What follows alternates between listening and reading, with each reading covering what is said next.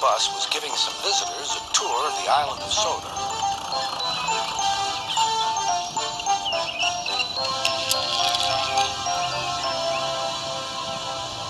It was their last afternoon, and Edward was preparing to take them to meet Bill and Ben. He found it hard to start the heavy train. "Did you see him straining?" asked Henry. "Positively painful," remarked James. "Just pathetic," grunted Gordon. "He should give up and be preserved before it's too late." "Shut up," burst out Duck.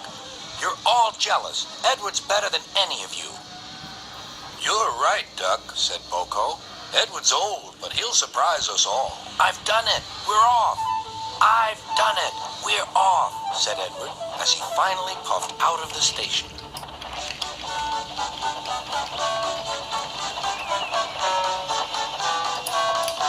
Bill and Ben were delighted to see the visitors. They loved being photographed. Later, they took the party to the China Clay Works in a brake van special.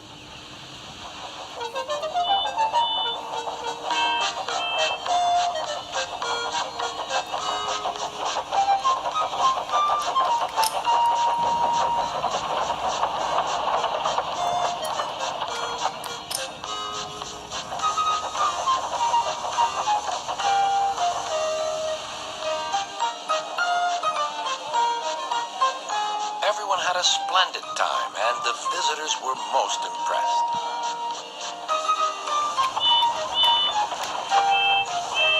Then Edward took the visitors home.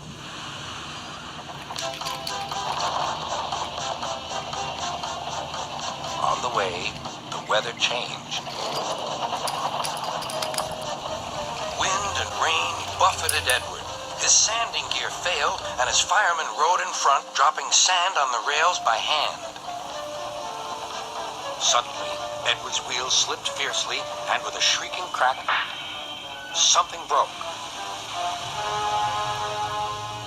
The crew inspected the damage. Repairs took some time. "One of your crank pins broke, Edward," said his driver. "We've taken your side rods off. Now you're like an old-fashioned engine." "Can you get these people home? They must start back tonight." "I'll try, sir," promised Edward. Edward puffed and pulled his hardest, but his wheels kept slipping, and he could not start the heavy train. The passengers were anxious. The driver, fireman, and conductor went along the train, making adjustments between the coaches. "We've loosened the couplings, Edward. Now you can pick up your coaches one by one, just as you do with freight cars." "That'll be much easier," said Edward. "Come on," he puffed and moved cautiously forward. The first coach moving helped to start the second, and the second helped the third.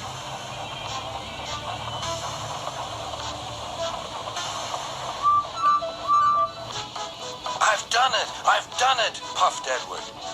"Steady, boy," warned his driver. "Well done, boy. You've got them! You've got them!" And he listened happily to Edward's steady beat as he forged slowly but surely ahead. At last, battered, weary, but unbeaten, Edward steamed in. Henry was waiting for the visitors with the special train. Beep! Beep! Sir Topham Hatt angrily pointed to the clock, but excited passengers cheered and thanked Edward, his driver, and firemen.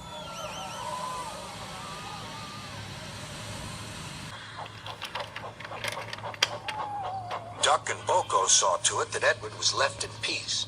Gordon and James remained respectfully silent.